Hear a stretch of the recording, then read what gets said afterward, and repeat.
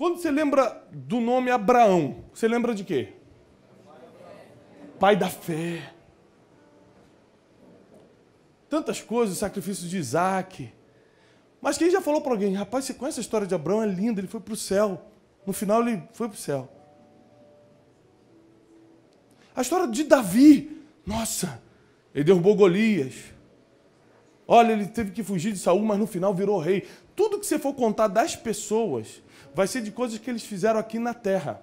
Porque a salvação, apesar de ser a coisa mais importante para o ser humano, não é o que te coloca na história. Não é o que te dá relevância. É o que você faz enquanto está aqui, antes de herdar a salvação, que garante como as pessoas vão falar de você. Quem está comigo? Amém. Então, o nosso desafio é entender que o nosso grande prêmio é herdar a salvação. É adentrar o reino dos céus. Esse é o nosso grande objetivo. É saber que a vida terrena é passageira e que um dia teremos a vida eterna, que é a nossa verdadeira vida. Porque aqui tudo é muito passageiro. Porém, o que faz a diferença na vida das pessoas não é o que você vai viver na vida eterna, porque vai ser você e Deus. Não tem nenhum relato de quem fez algo na vida eterna. O relato das pessoas que fizeram a diferença, fizeram aqui enquanto estavam vivas. Eu quero dizer para você que seja lá o que você sonha em fazer, você vai ter que fazer enquanto está respirando. Seja lá qual é o teu chamado, o teu dom, a tua aptidão, o que Deus colocou em você, você vai ter que fazer agora. Não dá para fazer depois por um motivo. Nós não sabemos até quando ficaremos aqui. Todos os dias quando eu acordo e saio para fazer algo, eu saio como se fosse fazer a última vez. Não sou pessimista e nem desejo partir agora. Tomara que Deus me dê muitos anos de vida. Mas a Bíblia diz, ensina-me a contar os meus dias. Quando eu começo a contar os meus dias, eu tenho noção da minha limitação e começo a dar o meu melhor no hoje, porque o amanhã não é garantido. Garantido é eu estou aqui agora. Então o meu melhor tem que ser aqui, enquanto eu estou aqui, porque daqui a pouco eu não sei como vai ser, mas agora Deus me deu a oportunidade de fazer algo, eu estou falando para vocês. Então toda vez que eu prego, toda vez que eu faço algo, toda vez que eu faço uma conferência, que eu lanço alguma coisa, é pensando no agora. No que eu posso fazer para mudar a sua vida agora? Em que palavra eu posso pregar para mudar o estado do seu coração agora? Porque eu não tenho noção de como eu vou estar amanhã. Mas eu sei que a palavra que cai no seu coração pode mudar o seu amanhã. Agora, para que a gente tenha essa relevância, para que a gente mude algo na terra e para que a gente alcance grandes coisas a ponto de lembrarem de nós, a ponto de a gente fazer a diferença enquanto a gente está aqui, nós precisamos de 3 coisas que eu identifiquei na Bíblia. 3 coisas. E eu gostaria que você abrisse comigo. Eu vou ler na Bíblia do celular por causa da versão. Se você puder abrir comigo. Porque quando você pede a Deus alguma coisa, Ele te fala. E esse dia eu estava pedindo a Deus, Senhor, eu quero fazer algo que realmente importe, que realmente mude a vida das pessoas. E Ele me deu esse versículo. Que eu prometo que assim que eu achar, você vai saber. Hebreus capítulo 6. A partir do versículo 12. Diz assim. Hebreus capítulo 6, a partir do versículo 12. Para que vos não façais negligentes, mas sejais imitadores. Vamos parar aqui rapidinho. Quem aqui já imitou alguém na vida? Já copiou alguém na vida? Todo mundo. Você está usando a roupa que você está usando, que você viu alguém usar. Ninguém inventou a roupa que está usando. Você viu e falou, gente, que legal, vou usar essa roupa também. Entendeu? Por exemplo, o pastor Bruno está com essa roupa desde Israel. É a mesma. Ninguém critica, porque cada um escolhe o que quer. Né? Não sabemos se foi lavado ou não, não existe nenhuma prova. Né?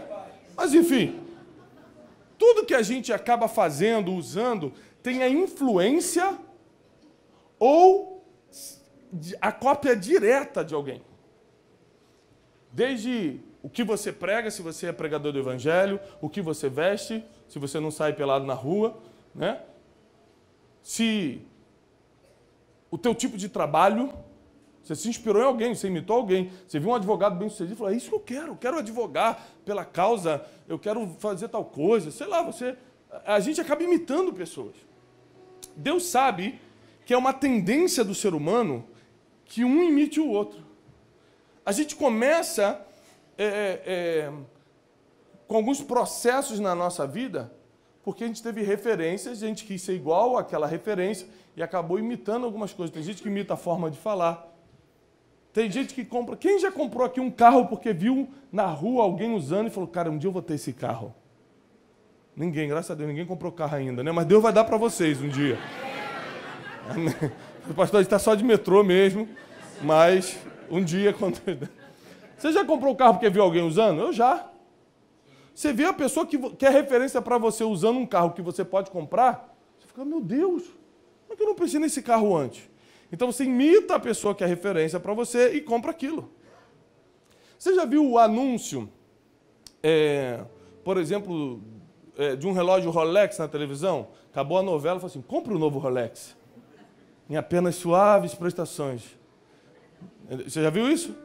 Não, por que não? Porque grandes marcas investem para que alguém muito famoso, alguém que é muito admirado, alguém que é copiado e imitado, use aquela marca, porque eles sabem que eles vão vender muito mais na base da imitação do que da divulgação. Grave isso. Então, para a marca é mais interessante patrocinar um Neymar da vida, que se postar uma foto usando um relógio tal ou tênis tal, todo mundo vai querer aquilo, do que gastar aquele dinheiro anunciando em comercial da televisão sem saber em quem vai chegar, em que tipo de público vai chegar. Pegou isso aqui? Então, imitar é uma tendência natural do ser humano. Deus, sabendo disso, ele fala o seguinte, olha, no versículo 12, não vos façam de negligentes, mas sejais imitadores, ou seja, não é ruim copiar, não é pecado imitar, mas tem uma condição, sejam imitadores dos que pela fé, repete comigo, pela fé, e paciência, herdam as promessas. Os que pela fé e paciência herdam as promessas. São 3 coisas que você vai ter que ter na tua vida para ser lembrado, para ser relevante, para enquanto você está aqui na terra, as pessoas te olharem e terem histórias para contar sobre você, boas, positivas. Você vai ter que ter uma promessa, você vai ter que ter fé e você vai ter que ter paciência. E acredite, dos 3, o mais difícil é a paciência. Porque promessa, você está na igreja, você já tem várias. Porque se nunca nenhum profeta profetizou para você, te deu uma promessa, você abre a Bíblia, tem 2.600 e poucas promessas para você. Só o fato de você estar aqui hoje, você já está incluído em promessas. A promessa que Deus fez para Lagoinha, São Paulo, passa a ser a sua promessa pessoal só porque você sentou aqui. Se você algum dia já orou por Israel, por exemplo, e abençoou Israel na sua oração, você faz parte da promessa que foi feita a Abraão, em que Deus falou, eu abençoarei quem te abençoar, e amaldiçoarei quem te amaldiçoar. Então a gente se inclui em várias promessas. Alguns receberam promessas específicas. Eu lembro quando eu tinha 12, 13 anos, um homem muito usado por Deus chegou para mim e falou assim, olha, você vai pregar em várias nações. Eu nunca tinha saído do Brasil. É muito difícil você acreditar em algo que você não experimentou. Mas lembre-se, promessa remete a futuro. Promessa nunca vai ter algo que você consiga ter um parâmetro, porque não tem a ver com o teu passado nem com o teu presente. Toda promessa inspira futuro. E é por isso que é difícil de acreditar, às vezes, nas promessas. Porque quando Deus fala para Abraão, farei de ti uma grande nação, ele fala, mas no presente eu não posso ter nenhum filho. Promessa não se baseia no passado e nem na realidade do presente. Promessa tem a ver com o que ainda vai acontecer. Por isso que para você dar uma promessa, a primeira coisa que você tem que ter é fé. O que é fé? Alguém tem uma folha de cheque para me emprestar? Não, eu vou devolver, fiquem tranquilos. Não tem banco para depositar aqui. Fé é igual você receber um cheque. Esses dias eu recebi um cheque, essa semana. Já com assinado e com a senha do cartão, por favor, só para... Não, pode ser o talão, não precisa tirar o... Obrigado, irmão. Essa oferta vai abençoar muito nosso ministério. Foi uma oferta pessoal, tá? Escute isso. Eu recebi um cheque essa semana. Quem já recebeu um cheque? O povo, irmã, a gente tem que fazer um culto de libertação. O povo aqui está andando de metrô e nunca recebeu o cheque. Eu estou com medo. Vamos fazer uma campanha financeira forte aqui, pastor Bruno. Olha só. Quem já recebeu um cheque alto? Alto. Aquele cheque que você fala, meu Deus, você fica todo arrepiado quando vê. Quando você recebe um cheque, tem duas questões aqui. Eu recebi esse cheque, era um cheque alto. E aí o rapaz que estava me acompanhando falou assim comigo. Eu estava olhando para o cheque, porque quando você recebe um cheque alto, você fica algum tempo olhando para ele assim. Você passa assim. Tem aquele love, rola o clima. Aí você fica olhando. E o rapaz chegou do meu lado, trabalha comigo e falou assim, será que vai compensar? Eu falei, filho do cão, sai daqui. Mas é a primeira coisa que você pensa, não é? Você fala assim, meu Deus, será que vai compensar? Porque é o seguinte, olha. Se a pessoa perguntar assim, ó, fulano te pagou, ele já te deu o cheque. Aí alguém na rua te pergunta, fulano já te pagou? O que você vai responder? Sim, o cheque está na minha mão. O dinheiro já está disponível? Mas o cheque está na sua mão. Isso é uma promessa. Você ainda não pode usar, mas já está garantido.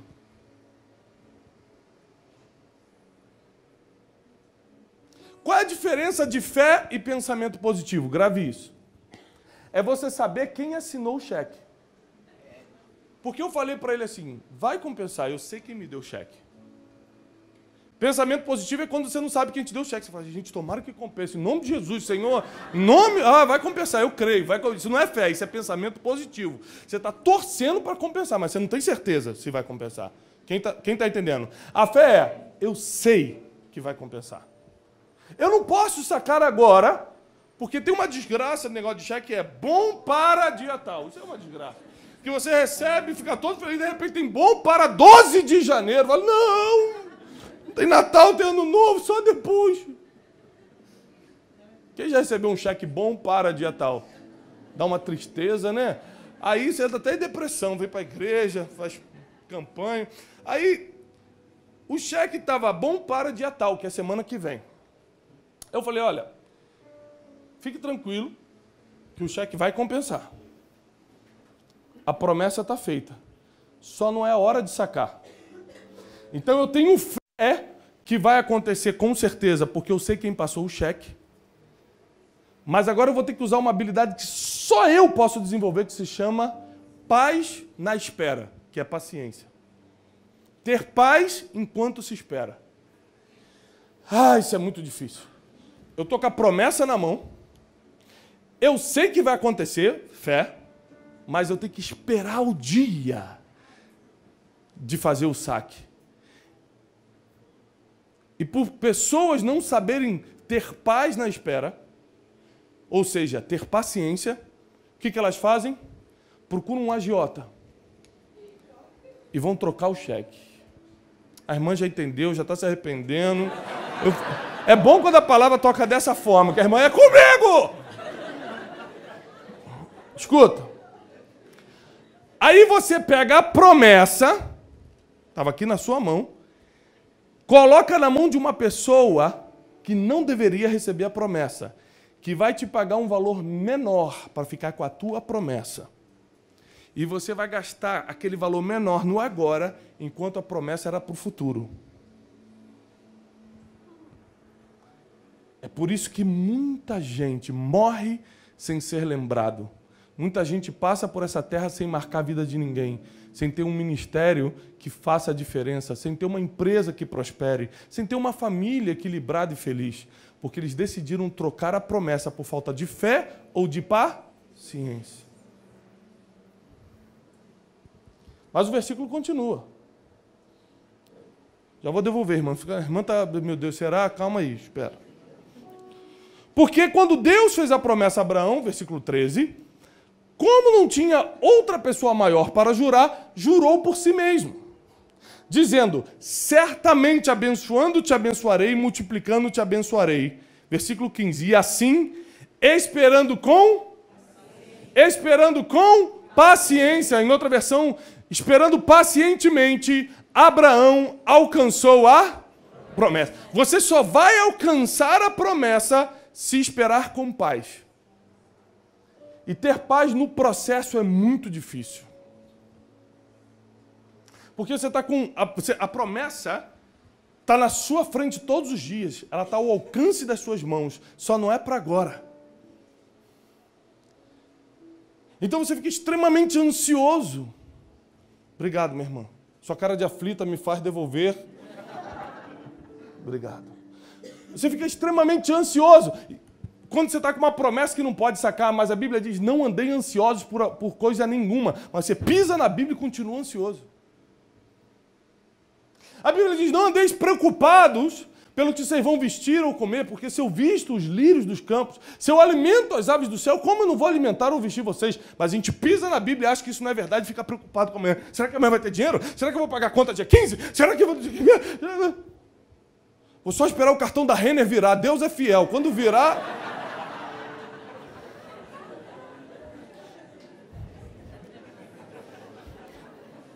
Você entendeu? Foi para você. É muito difícil esperar com paciência quando a promessa está na sua frente. Por exemplo, quem aqui é solteira? A irmã solteira, levanta a mão. Meu Deus, a igreja toda. Jesus. Eu estou preocupado, porque todo lugar que eu pergunto isso, 70% das irmãs levantam a mão. Ou seja, o Brasil está feito de mulheres solteiras. Estou preocupado. Os homens desapareceram. Gente, sumiram.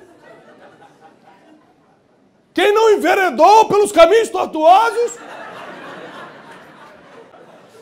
os caminhos bravios dessa vida, já está casado. Não tem homem. As irmãs estão na peleja. Você vai ter que ressuscitar alguns, porque os melhores já se foram. Aí imagine você solteira, irmã. Quem é solteira de novo? Levanta a mão, solteiras. Você solteira. Conhece um homem bonito, homem de Deus, fiel, rico. Calma aí, é lógico. Deixa eu explicar. A irmã até de irmã olhar para mim. Calma, espera. Vocês sabem que isso é só uma ilustração. Porque, tecnicamente, não tem como ser homem de Deus e bonito ao mesmo tempo. Ou você é homem de Deus ou é bonito. É a regra. Por isso que a Vanessa preferiu casar com um homem de Deus. Não dá para ser bonito e homem de Deus ao mesmo tempo. Mas nessa ilustração, o homem é bonito, rico, homem de Deus, fiel, tá doido para casar e formar uma família.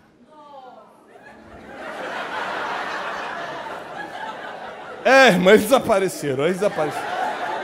É a espécie extinção. Vai sair no Globo. Globo Rural. Sumiu. O último animal da espécie. Escute. Aí esse homem se aproxima de você solteira. Você fica até arrepiado. Jesus, não fala isso não, pastor, que só de imaginar.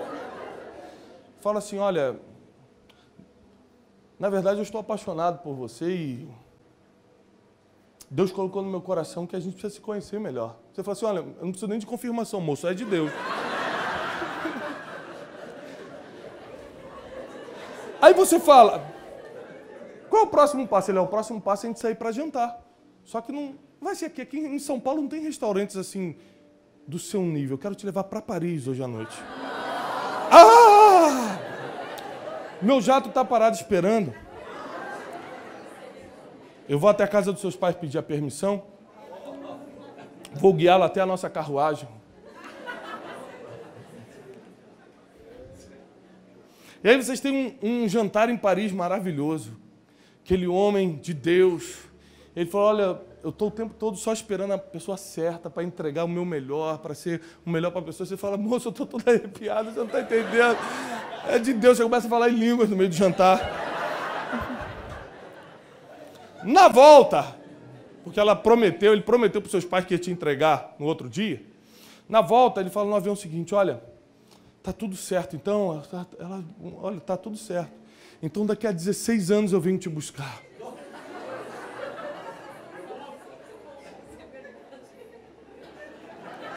O quê, moço? 16 horas, você diz, né? Não, daqui a 16 anos.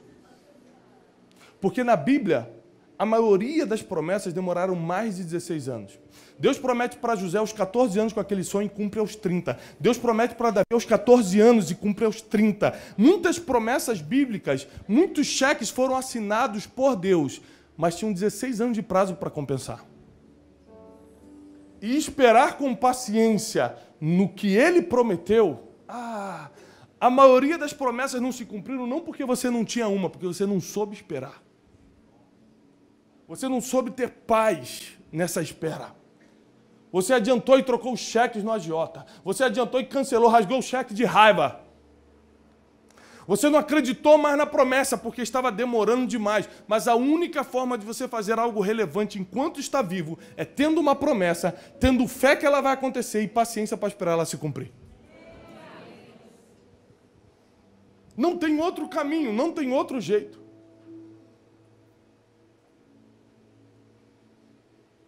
É diferente você tratar com uma criança. Quando a Bíblia diz que nós temos que ser como crianças, é porque Deus conhece o coração da criança. Hoje, eu tenho a Júlia de 9 anos, que está aqui comigo, e ela está naquela fase que ela... Esses dias eu estava deitado no quarto, ela achou que eu estava dormindo, aí entrou olhando para os dois lados, foi na penteadeira da mãe, pegou, abriu o negócio de maquiagem e começou a passar o batom, passar o blush. Aí eu baixei o edredom e falei, Júlia! Ela, ai! Que foi, pai? Falei, que negócio é esse? Ah, não! É que... Aí começa a contar uma história. Falei, não, filho. Isso é só lá para os 30 anos você vai usar, filho. Só tem 9. Sabe como é que é pai de menina, né? Com 45 anos você vai começar a namorar. Então, fica tranquila. O pai de menina, fala, Deus, confirma essa palavra. Ela falou, pai, então quando eu vou poder usar? Eu falei, com 15. Chutei um número para ver se colava, né? Ela, mas o senhor promete? Eu falei, prometo, filho. Então tá bom. Passou, saiu. Porque a criança interpreta a espera de outra forma. A criança interpreta o mundo de outra forma. Estava no Egito agora, e quando eu cheguei no hotel, o meu filho José estava comigo, eu falei assim, e José, você gostou do Egito? Aí ele ficou só me olhando assim, com o olho arregalado. Sabe quando a criança está traumatizada? Você gostou do Egito, José? Ele, pai. Eu falei, é muito feio, né, filho? Estava tudo destruído. Você passa por aquelas casas só no tijolo, aquela coisa feia. Eu falei, estava tudo destruído, né? Eu falei, não, pai, não estava destruído. Estava em construção.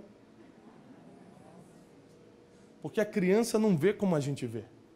A gente vê tudo destruído. Ele estava vendo as coisas em construção. Por isso, não pensa que a tua vida está destruída. Porque Deus, que vê como criança, está vendo que a tua vida está em construção ainda. Não está acabado. Está sendo finalizado.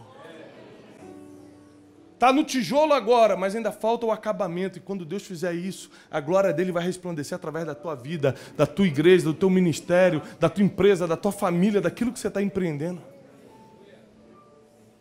Então, se a gente seguir os conselhos bíblicos sobre ser como criança, a gente vai esperar de uma forma diferente. A gente vai ter paz na espera, a gente vai saber lidar com o processo. A criança, por mais que fique um menino de 10 anos, que quer dirigir, pai, deixa eu dirigir um pouquinho. Você dá 2 nãos, ele vai ter que aprender com isso. Por quê? Porque só vai poder dirigir com 18. A criança sabe lidar com espera de forma diferente. Se eu falar para você que você só pode dirigir daqui a 8 anos, você entra em colapso. Mas a criança fala, não, tudo bem. Porque ela entende alguns processos. Não é hora. Mas a gente não. A gente está tão independente de Deus que a gente acha que tem que ser agora. Deus me prometeu, tem que ser agora. Não, Deus te prometeu, Deus te deu um cheque, Ele vai cumprir, porque quem assinou é fiel para fazer compensar. Por isso, queridos, anote isso. Mais importante do que a promessa é quem te prometeu. Porque tem gente se apegando a promessas feitas por pessoas que não podem cumprir. Quantas pessoas já se decepcionaram com promessas não cumpridas? Quantas mulheres foram deixadas no altar por homens que prometeram fazê-las felizes e fugiram em cima da hora? Quantas pessoas tiveram sua vida emocional quebrada, sua vida financeira rasgada, porque um sócio prometeu e não cumpriu? Porque o banco falou que ia liberar o empréstimo e não liberou? Porque quantas pessoas já te prometeram e voltaram atrás? Mais importante do que a promessa é quem te prometeu. E quem passou o cheque para a gente é fiel para cumprir. Então fique tranquilo. Porque fé é diferente de pensamento positivo. Fé é ter certeza que vai acontecer. A Bíblia diz, fé é a certeza das coisas que não se veem. Eu não estou vendo, mas eu sei que vai acontecer, porque quem prometeu que vai fazer é fiel.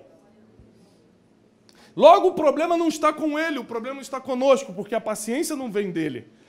A paciência é desenvolvida em nossa vida através da superação das aflições. E fique tranquilo que a aflição não vai faltar para desenvolver sua paciência. Porque a Bíblia diz que muitas serão as aflições do justo. Então você vence uma aflição, ganha um nível maior de paciência. Vence uma ansiedade, sobe mais um nível na paciência. Chega uma hora que as promessas começam a ficar muito próximas a você. Porque você está especialista em esperar com paz. Porque esperar com ansiedade estraga a tua vida emocional, estraga os teus projetos, estraga teus relacionamentos, ninguém consegue conviver com você. Mas quando você espera com paz, que é a origem da palavra paciência, esperar com paz, você consegue, no processo, ampliar seus relacionamentos, ser feliz, ampliar sua vida financeira, se treinar para ter um ministério, uma empresa, aquilo que Deus te chamou, relevante.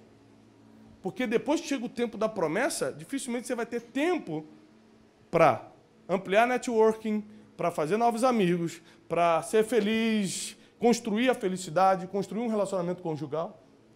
Então, o período da espera é o período que Deus está te dando para amadurecer, para quando a promessa se cumprir, você está preparado para aproveitá-la.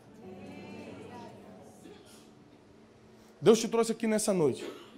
Porque assim como Ele colocou Abraão na história, colocou Davi na história, colocou José do Egito na história, Ele pode colocar você na história. Não só de São Paulo, não só do Brasil, na história das pessoas, na história das nações.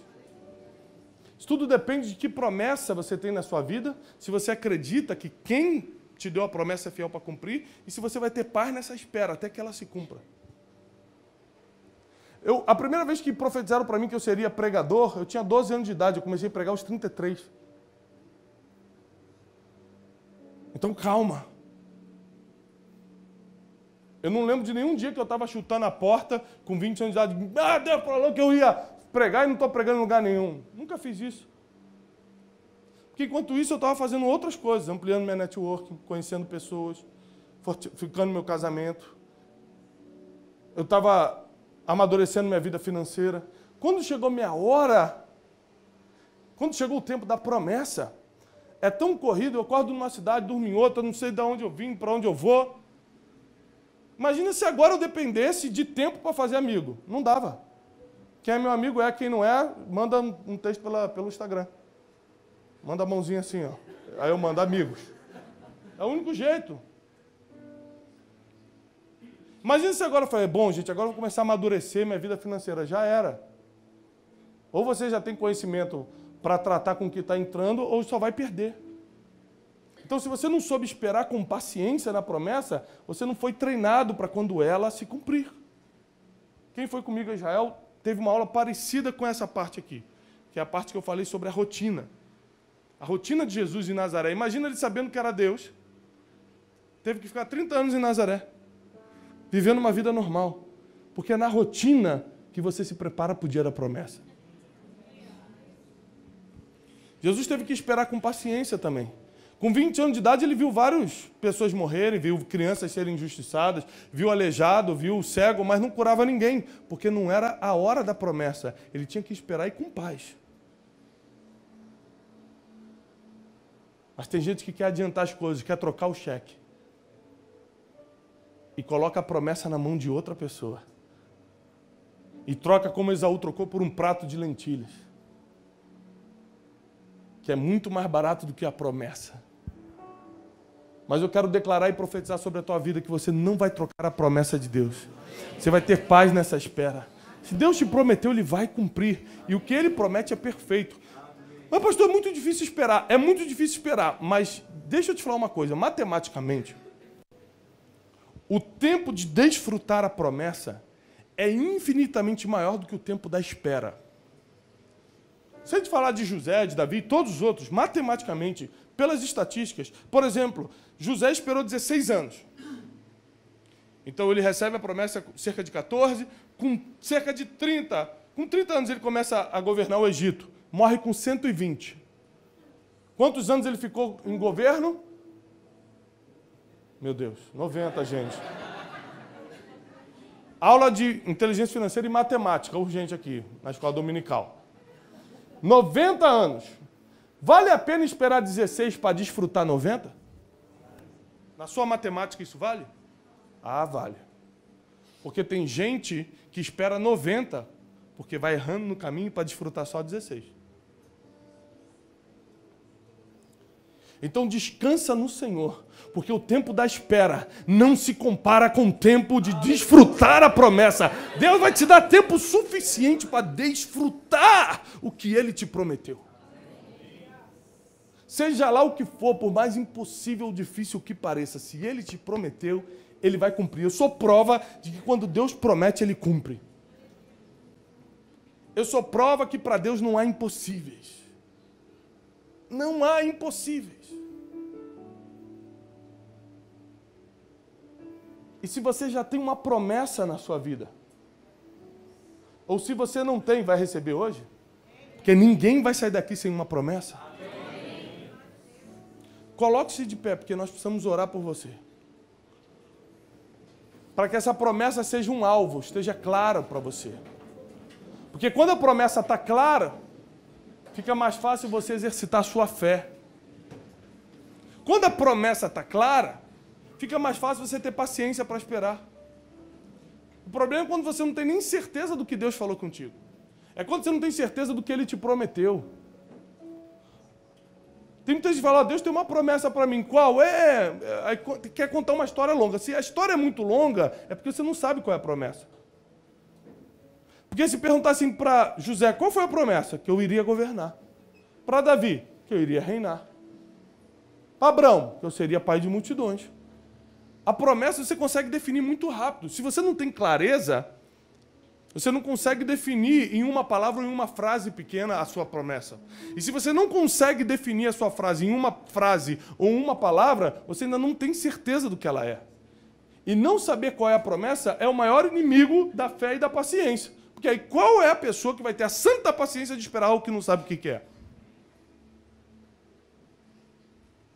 Qual é a pessoa que vai acreditar em algo que não sabe o que vai receber?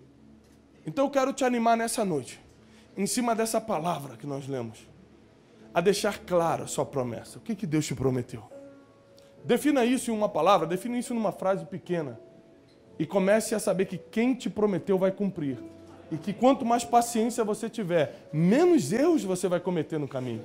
Porque a ansiedade te faz errar, a precipitação te leva para caminhos que você não deveria entrar. Quanto mais paz na espera você tiver, mais certeza de cumprimento dessa promessa você vai ter. Pai, nós queremos abençoar e profetizar sobre esse povo um tempo de cumprimento de promessas. Nós pedimos que por causa da Tua graça e misericórdia, o tempo de alguns seja acelerado. Promessas, Senhor, que demorariam mais tempo. Amadurece o Teu povo para receber.